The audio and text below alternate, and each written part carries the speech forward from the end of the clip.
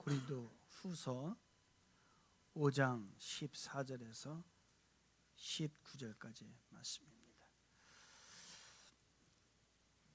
좀 이해가 필요한 부분이라 제가 읽어드리면서 좀 말씀을 풀어드리겠습니다. 14절부터 갑니다. 오늘 전체적인 주어가 그리스도의 사랑이 이렇게 나오죠. 그리스도의 사랑이 우리를 강권하시는다 이렇게 나옵니다. 그리스도의 사랑이 우리를 강권하다라는 것은 뭐냐면 선택의 여지가 없다는 거예요. 그러니까 그리스도의 사랑을 받으면 어느 방향으로 나가는데 선택의 여지가 없다. 우리가 생각하건대 한 사람이 모든 사람을 대신하여 죽었은즉 모든 사람이 죽은 것이라. 예수님이 우리를 죽으셨다는 거죠. 15절 그가 모든 사람을 대신하여 죽으심은 죽은 이유가 있다는 거죠.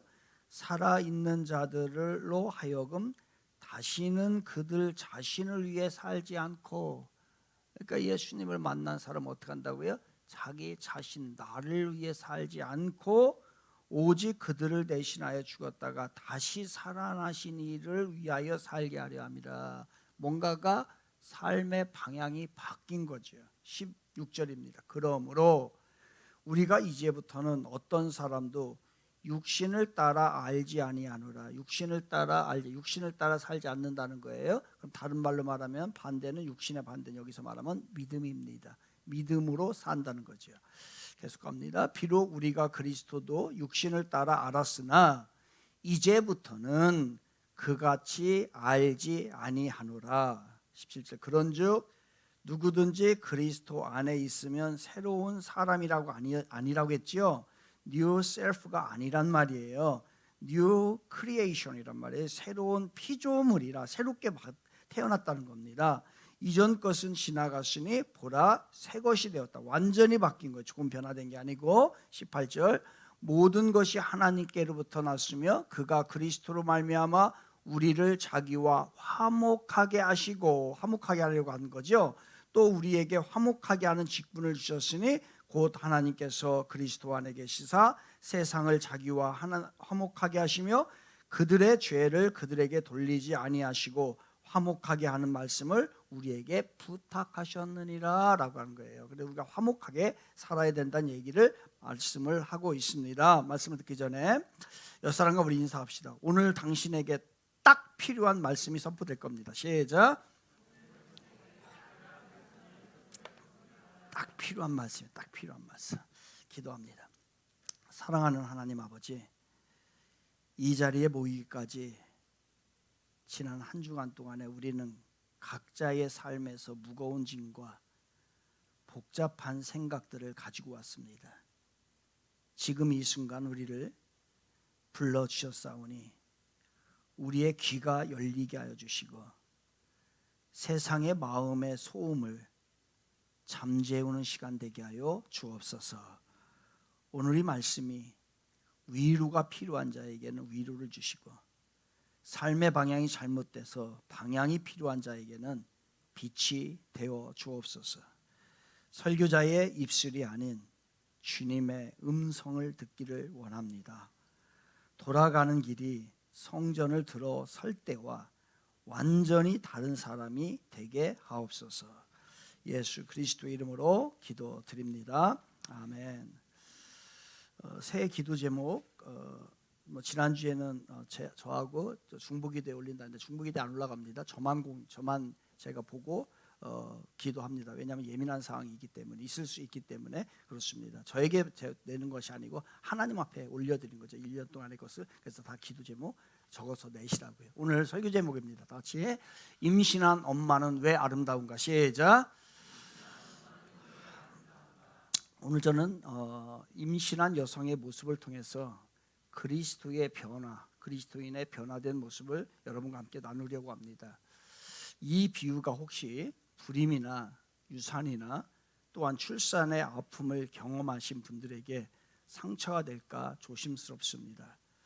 그러한 경험을 하신 분들에게는 먼저 위로를 전하며 오늘 말씀의 핵심은 생명을 품은 자의 자연스러운 변화라는 영적 진리를 기억하는 시간이 되려고 합니다. 임신한 여성을 보면 아름답습니다. 여러분 왜 그럴까요? 왜 임신한 엄마, 임신한 여성은 아름답다라고 생각을 하십니까? 단순히 생명을 그 몸에 품었기 때문에 우리는 아름답다라고 생각을 할 수 있습니다. 그러나 생명을 품었기 때문만은 아닙니다. 생명을 품은 사람은 숨길 수 없는 변화가 일어납니다. 아기를 가지고 있는 사람은 숨길 수 없는 변화가 일어나죠. 몸이 자연스럽게 변화가 일어나고요. 생각의 변화가 일어나게 되고 우선순위가 바뀝니다. 아기를 위해 몸이 아파도, 자기의 몸이 아파도 절대로 약을 안 먹습니다. 자신보다 생명을 우선시하기 때문에 그렇습니다. 제 아내가 임신을 했을 때 좋아하던 커피를 10개월 동안에 한 잔도 안 마시더라고요. 임신한 엄마가 아름다운 이유는 자기 중심에서 생명 중심, 아기 중심으로 바뀌었기 때문에 그렇습니다. 임신은 단순히 아름다운 상태가 아니라 고통과 기다림, 희생, 기쁨이 공존하는 여정인 것이죠. 입덧을 하고 불면에 시달리게 됩니다. 통증이 오고요. 출산의 고통까지 감수하면서도 그것을 기쁨으로 여기는 것은 그 안에 생명을 품었기 때문에 그렇습니다. 말씀드린 대로 사도 바울은 그리스도의 사랑이 우리를 강권하시는도다라고 했습니다. 그러니까 하나님 그리스도의 사랑이 우리를, 그 사랑이 우리 안에 있게 되면 선택의 여지가 없이 억압을 한다는 거지요. 억압이라는 표현보다는 어떻게 보면 지배라고 하는 표현이 더 맞을 겁니다. 우리를 선택의 여지 없이 만들어 놓는다는 거예요.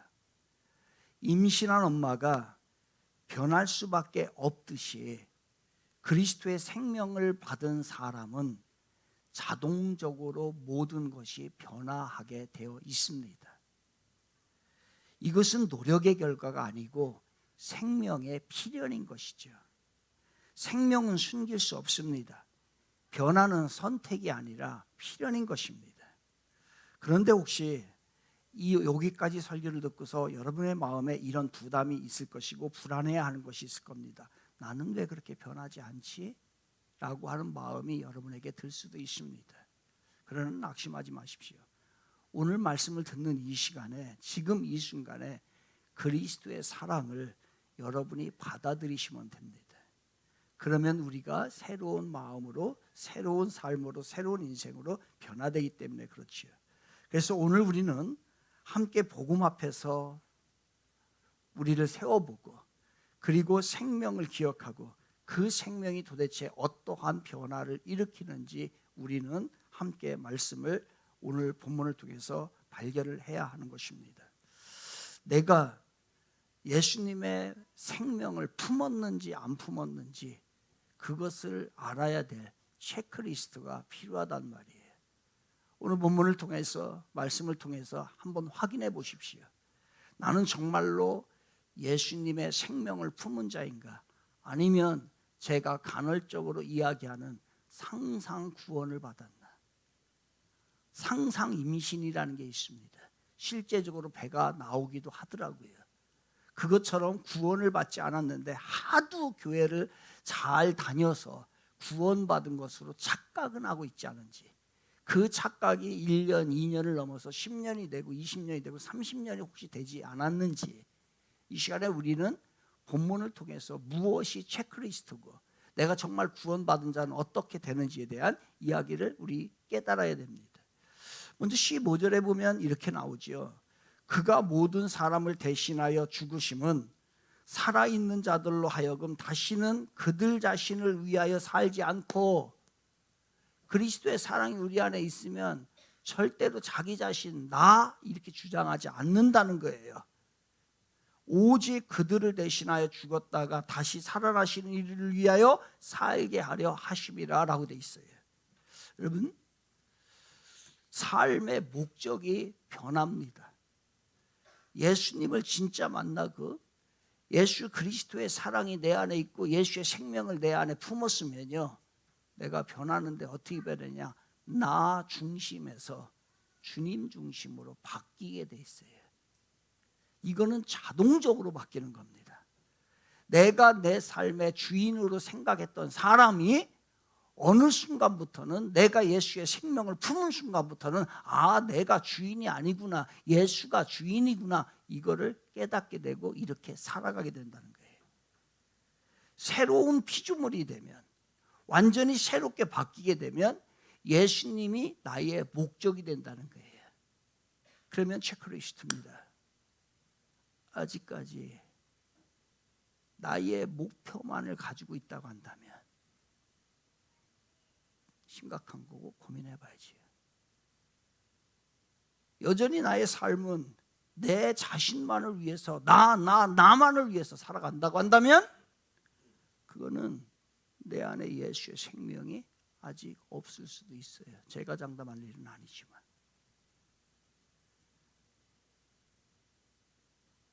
이스라엘 백성들을 기억해 봅니다. 그들은 애굽의 노예로 살 때에 자신만을 위해 살았고 바로를 위해 살았어요. 그래서 그렇게 살던 사람들을 하나님께서 이끄시면서 뭐라고 얘기를 하냐면, 내 백성을 보내라, 그들이 나를 섬기게 하라라고 되어 있습니다. 그러니까 그들이 데려와서 자기 자신을 위해 살던 이들을 이제 하나님을 섬기는 백성으로 이 방향을, 인생의 목적의 방향을 바꾸려고 하나님께서는 이스라엘 백성들을 애굽에서 끌어낸 거예요. 구원의 목적은 뭘까요? 그럼 구원의 목적은 복을 받는 것이 아니에요. 구원의 목적은, 하나님이 여러분들에게 구원을 주신 것은 여러분이 복을 받기 위함이 아니라 섬기기 위함입니다. 이게 구원의 목적이에요. 하나님을 잘 섬기고 또 우리가 해야 할 섬김을 하는 거예요. 그러니까 구원받은 사람은 섬김을 목적으로 알기 때문에, 그러한 생명이 내 안에 있기 때문에 자동적으로 임신한 엄마가 변화가 일어나는 것처럼 그 변화가 자동적으로 일어난다는 거예요. 이 체크리스트예요. 임신한 엄마의 하루는 완전히 다릅니다. 먹는 것 절대 자기 위해서 먹지 않아요. 마시는 것, 약 먹는 것, 잠자는 것 모두요, 자기가 품고 있는 그 생명을 위하여서 재편성됩니다. 이것은 그 엄마가 절대로 나는 이 아기를 위한 희생이다라고 얘기하지 않아요. 그렇게 생각하지 않아요. 이거는 나의 기쁨이다라고 얘기해요. 기쁜 마음으로 그 일을 해나가는 것이죠. 억지로 하는 것 아니에요. 자연스러움에 자연스러움. 그래서 제가 늘 강조하는 것이 자연스러움.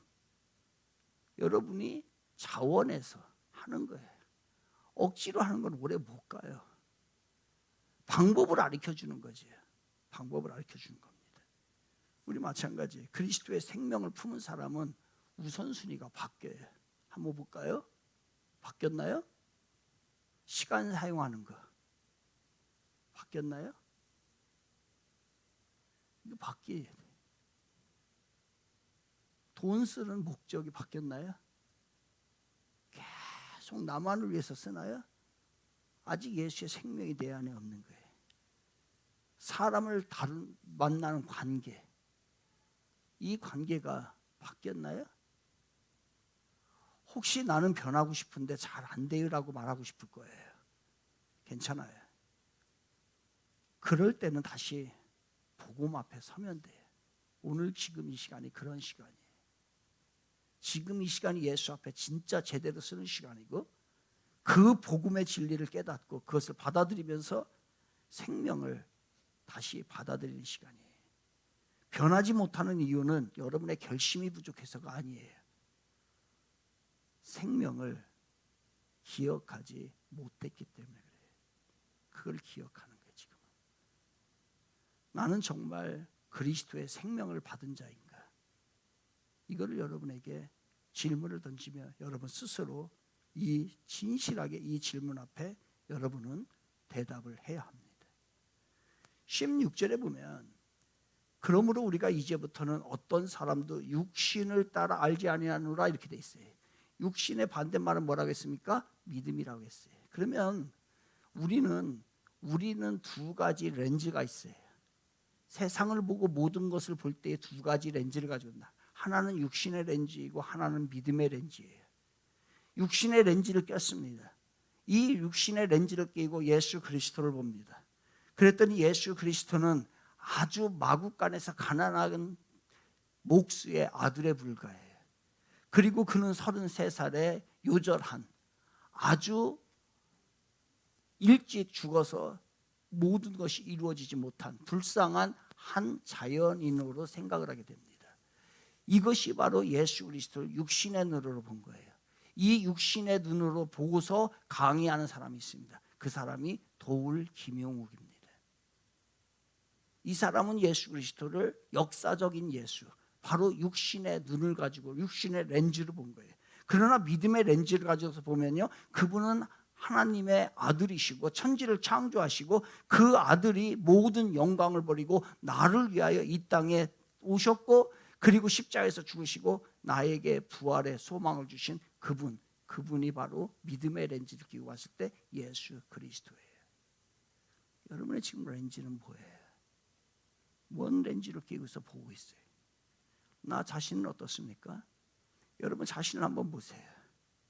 육신의 렌즈를 끼고 여러분의 자신을 보세요. 가진 것도 없고 내세울 것도 없고 점점 나이만 먹어가고 아무런 보잘것없는 사람으로 느껴집니다. 이제 세월 조금만 더 흘러가 보세요. 별거 아닙니다. 세상 거 다 내려놓게 됩니다. 자동적으로 일 다 내려놔야 돼요. 믿음의 렌즈를 가지고 봅시다. 그러나 그 육신의 렌즈를 가지고 하는 것이나 믿음의 렌즈를 가지고 보세요. 나는요, 천하가 뭐라고 해도 하나님의 자녀입니다. 나는 정복자보다 나은, 이 세상의 모든 것을 가진 자보다 나은 예수의 생명을 가지고 있는 자예요. 하나님 아버지가 죽도록 사랑하는 자가 나입니다. 이게 믿음의 렌즈를 가지고 봤을 때 우리의 모습이에요. 다 같이 나는 하나님이 죽도록 사랑하는 자이다. 시작. 맞습니다. 옆 사람이 당신도 이제 당신도 나만이 아니지. 당신도. 다른 사람을 보는 것도 마찬가지입니다. 여러분 육신의 렌즈를 가지고서 보게 되면요, 그 사람의 껍데기만 보여요. 직업이 뭘까? 뭘 말을 가졌을까? 어떻게 생겼을까? 이런 것들에 관심을 갖고 어디서 살아? 이런 거예요. 그런데 믿음의 렌즈를 가지고 보게 되면 그게 그렇게 중요하지 않아요. 그 사람 속에서 하나님의 형상을 보게 됩니다. 교회와 자녀와 배우자, 환경 어떻습니까? 세상의 렌즈를 끼고 보게 되면요, 육신의 렌즈를 끼게 되면 교회는요, 광신자들의 집단이에요. 비난하게 돼요. 교인 보니까 제대로 된 사람 한 사람도 없는 것 같아요. 이게 육신의 렌즈를 끼고 보니까 그래요. 그런데 믿음의 렌즈를 끼고 보세요. 주님의 생명을 가진 자들이에요. 그들이 모여서 하나님을 예배하는 거예요. 우리가 솔직하게 뭐가 부족해가지고 부족할 거 없어요. 다른 사람이 그렇게 할 거 없어요.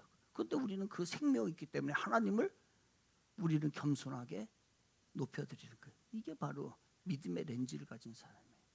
그러나 육신의 렌즈를 가진 사람은 별것도 아니면서 세상에서 자기 자신만을 드러내는 그러한 모습으로 우리가 보게 된다는 거예요. 고난과 환경도 마찬가지입니다. 육신의 눈으로 보면 힘들고 어렵지만요, 믿음의 눈으로 보면 그 고난 위에 하나님의 계획을 보게 되고요, 더 위대하신 일을 이루실 그 하나님을 보게 되는 것이요. 이게 바로 두 가지 렌즈를 가지고 볼 때 그래요.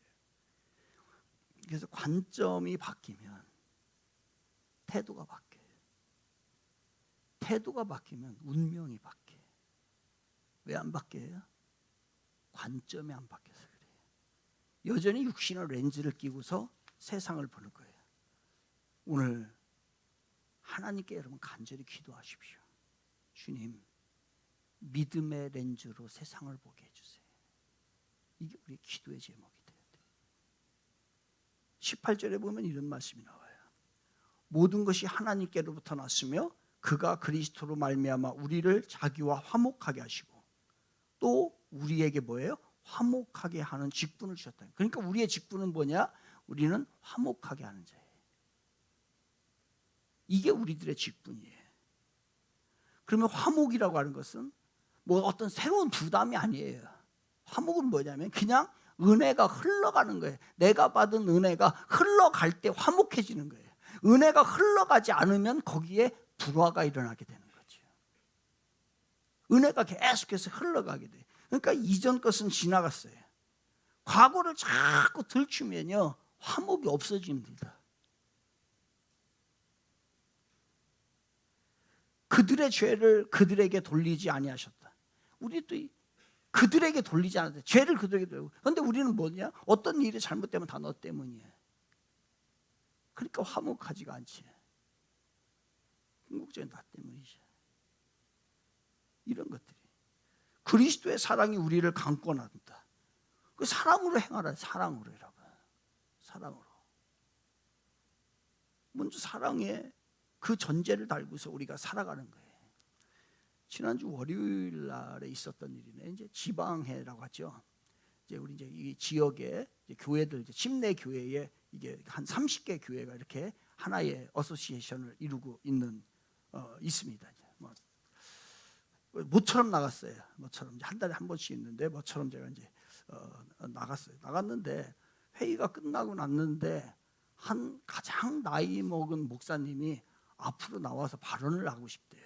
그래서 발언을 하러 나왔어요. 그 자리에 나왔는데 그분이 울먹울먹 하는 거예요. 이유가 뭔가 저는 이제 그 작년에 있었던 일이라 저는 별로 이렇게 지방에 관심을 안 가져가지고 잘 몰랐는데 이제 모든 것을 사정을 보니까 무슨 일이 있었냐면 그 교회에서 어떤 일을 지방에다가 요청을 했는데 한 젊은 목사가 임원이라고 하는 타이틀을 달고 있는 그 젊은 목사가 안 받아준 거예요. 그래서 그 안 받아준 이유가 뭔가를 봤더니 별것도 아니에요. 뭔가가 좀 그 시간의 문제 때문에 그랬던 거예요. 날짜가 며칠. 그리고 난 후에 집에 돌아왔는데 회의록을 썼어요. 회의록을 써서 거기다 단톡에다 올렸는데 그 목사님이 발언한 내용을 다 빼버린 거예요. 직감적으로 알았지요. 아, 걔가 걔구나. 직감적으로 제가 아는 거예요. 그래서 거기다가 제가 회의록 그 카톡에다가 썼습니다. 회의록을 정확하게 기록해야지 회의록을 왜 누구 마음대로 빼냐고. 그랬더니 다시 임원들이 모여가지고서 해서 회의록을 다시 거기다 올린 거예요. 수정해가지고 그걸 삽입을 해가지고서.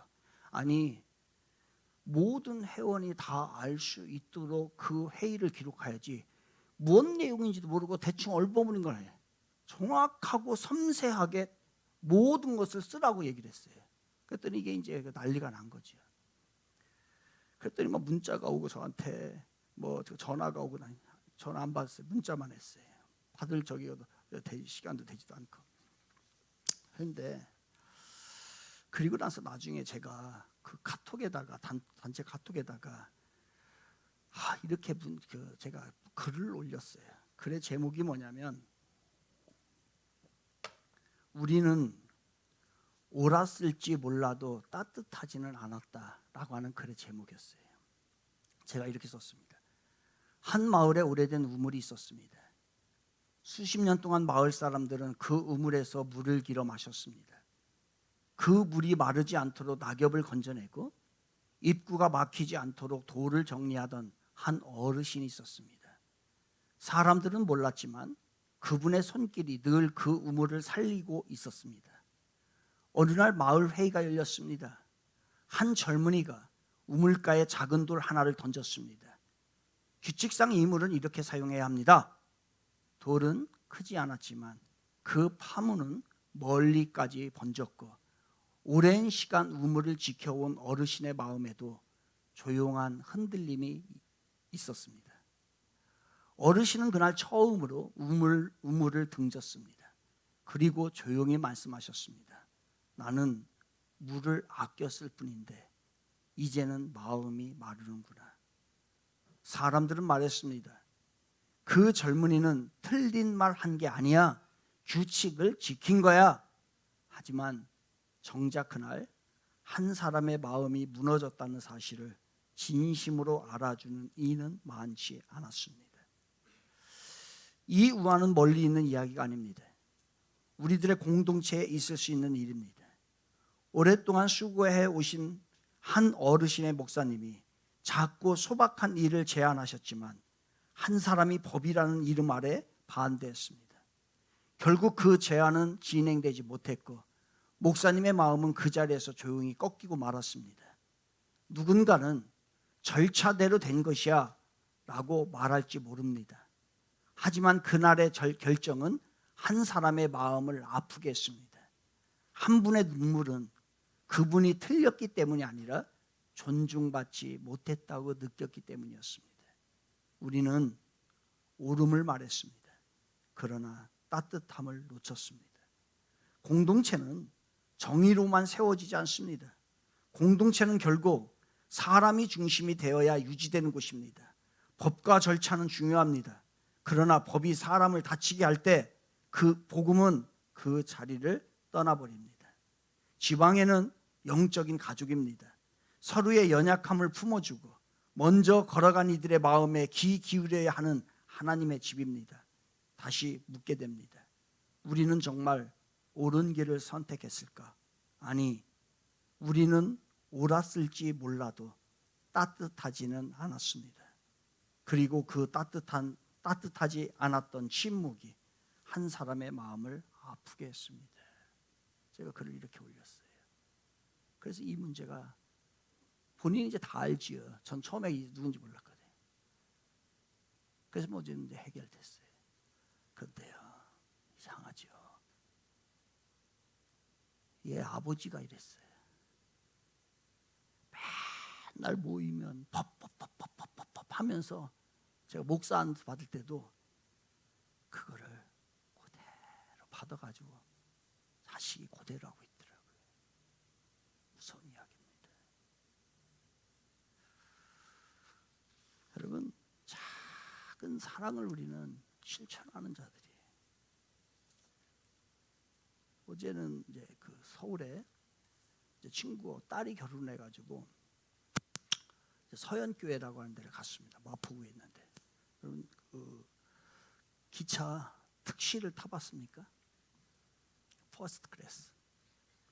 여러분 퍼스트 클래스를 타보셨어요? 야, 퍼스트 클래스 기차 타잖아요. 스테이크, 그 다음에 주스, 그 다음에 이게 그 잔에다가 와인 있죠, 와인, 포도주, 와인, 그리고 자기가 먹고 싶은 거 안 줘요. 안 준다고. 그런데 그런 퍼스트 클래스가 아니에요. 단지 주는 게 있더라고요. 뭐를 주냐면 밖에 보니까 쿠키가 있어요. 그 쿠키는 자기가 먹고 싶은 거 먹고 그 다음에 물 있고 신문 있는데 그거 그래서 특실이에 조금 더 표가 없어가지고 그 특실을 어차피 끊어가지고서 갔다 왔어요.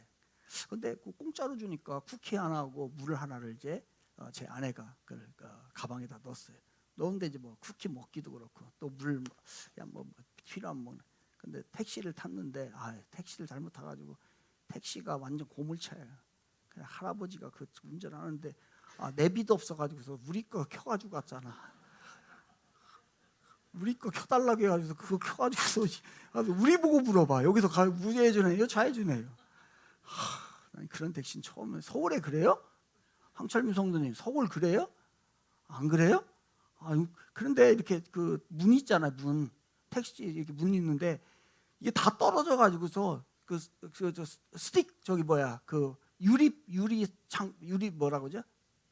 유리 반창고로 다 붙였어. 아주 택시 다 그래요? 서울? 예? 좋은 택시도 있어요? 황철민 성도님 어떻게 봐야 돼? 그런데 그분에게 기사님, 이 과자 하고 물 드세요 라고 얘기를 했어요. 줬어요. 그랬더니 그분이 너무너무 좋아요. 그거 하나 받았다고. 그래서 막 신나가지고서 운전을 하시더라고요. 이게 사랑이에요. 어차피 내가 안 먹는 것들 물 하나 국회 하나 준다. 새벽 예배 11주 지난주 잘했지 여러분? 다 잘했으리라 믿습니다. 제가 이제 막 여기서 이제 기도하고 눈을 떠보니까 주스가 하나 누가 갖다 놨어요. 3일 내내 주스를 갖다 주시더라고요. 근데 뭐 목마른 것 뭐. 그래가지고서 이걸 좀 집에 가서 먹어야 되겠다 아껴가지고서 아침에 주스 그걸 가지고서 가방에다 넣었어요. 가방에다 넣고서 집에 갔는데 이게 그 엘리베이터를 타려고 했는데 엘리베이터에서 누가 나와요. 청소부 아줌마가 나와요. 그래서 아줌마 잠깐만요. 그래서 그 주스를 줬어요. 그랬더니 그 주스를 받은 그 아주머니가요. 목마를 때 드세요. 난 이 한마디 했거든요. 그분이 3번인가 4번을 인사하더라고요. 3번인가 4번의 인사를 받는 저는 제가 행복한 거예요. 이게 사랑입니다. 자그마한 거. 바로 그리스도의 사랑이 우리를 강권하게 하는 듯. 이제 우리가 하나님의 그 아들의 생명을 받은 우리들을 제가 늘 부탁을 하잖아요. 하루에 아침에 1분여도 괜찮고 2분여도 괜찮고 하나님의 말씀을 묵상하고 기도하고 감사의 시간을 가지라고요. 여러분 그것이 하루를 여러분 지켜줄 겁니다. 이게 예수의 생명을 가진 자의 하루의 스타트예요. 작은 나눔들 얼마나 그것이 나를 기쁘게 하는지 몰라요. 받는 사람도 기뻤겠고요. 그리고 작은 권리들을 내려놓는 거예요. 말할 수 있는 권리가 우리에겐 다 있어요. 그렇지만 말하지 않고 내려놓는 거예요. 상대방을 위해서. 하고 싶다고 말 다 하는 거 아니란 말이에요. 할 수 있지만 안 하는 거예요. 혼자 쉬고 싶은 시간이 나에게 주어졌습니다. 그렇지만 가족을 위해서 그 시간도 나누는 거예요. 그 권리도 내가 포기하는 거예요. 이게 그리스도의 사랑, 예수의 생명 있는 자의 모습이에요. 나만 가가지고 안방에서 문 닫고 주무시고 아내는 가서 지금 음식 준비하고 아니지. 억울한 상황에서도 주님 앞에 잠잠하게 기도 한번 해보는 거예요. 그게 나의 작은 권리를 내려놓는 겁니다. 자기 권리를 내려놓는 순간 우리는 조금씩 예수님을 닮아가게 되는 거죠. 사랑하는 청주의 성도 여러분, 이 변화의 여정은 혼자는 외로운 길이에요. 그래서 공동체를 주신 거예요. 교회를. 목장에서 함께 나누시고 목장에서 함께 기도하고 하십시오. 그리고 서로를 위해서 어려운 사람들을 위해서 한번 중보 기도가 뜨면 한번 기도해 주세요. 그 순간 1초만이라도. 그게 우리 공동체의 일이에요. 연약한 지체를 향해서 섬기세요. 목자 하는 거 어려운 거 아니에요, 여러분. 그냥 올해부터는 여러분이 그 예배들, 목장 예배 드릴 수 있는 것을 분위기만 마련해 주면 돼요. 그렇게 살아가서 한 해를 보내는 거하고 아무것도 안 하고서 한 해를 보내는 거하고 한 해가 지났을 때 얼마나 차이가 날까요? 그것이 누적되면. 목자로 헌신하고 싶은 사람 손 들어봐요. 없을 줄 알고 물어본 거예요. 목자로 헌신하지 않길 원하는구나. 우리 교회는 다음 생각 그럼 교사로 헌신하기를 원하는 사람. 봐요. 설교 100번 해요. 소용없다니까.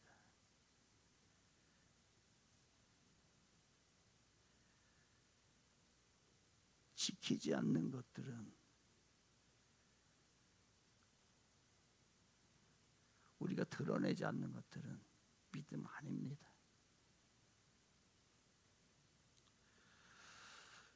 이것이 아름다운 교회를 이루어가는 우리들의 모습이에요.